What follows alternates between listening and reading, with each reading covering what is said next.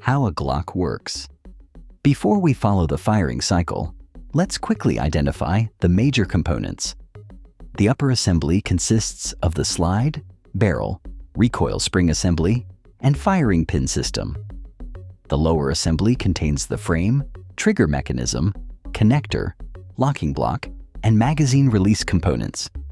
The magazine stores ammunition and uses a spring-loaded follower to push cartridges upward. With a cartridge chambered, the Glock is ready to fire. As the trigger is pulled, the trigger bar moves rearward. The trigger bar pulls the firing pin farther back. The connector guides the trigger bar downward. This releases the firing pin. The firing pin moves forward and strikes the cartridge primer. The primer ignites the powder charge. Expanding gases force the bullet through the barrel. As rearward movement continues, the barrel tilts downward. This unlocks the barrel from the slide. The barrel stops moving. The slide continues rearward. The extractor pulls the spent cartridge case from the chamber. As the case reaches the ejector, it pivots outward through the ejection port. At the same time, the recoil spring is compressed. The firing pin is also recocked. The recoil spring then drives the slide forward. The slide strips a new cartridge from the magazine. The cartridge rides up the feed ramp and enters the chamber.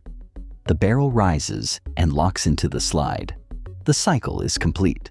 The Glock is ready to fire the next round. The Glock incorporates 3 independent safeties.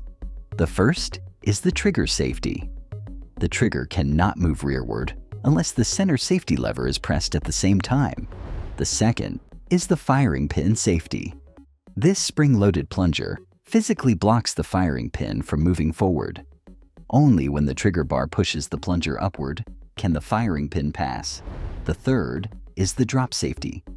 The trigger bar securely retains the firing pin and prevents forward movement. Unless the trigger is intentionally pulled, the firing pin cannot move forward and strike the cartridge primer.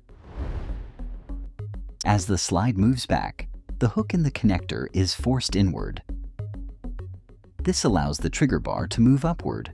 As the slide returns forward, the trigger bar is then able to retain the firing pin. Releasing the trigger allows the connector to move back into place, again enabling the downward movement of the trigger bar.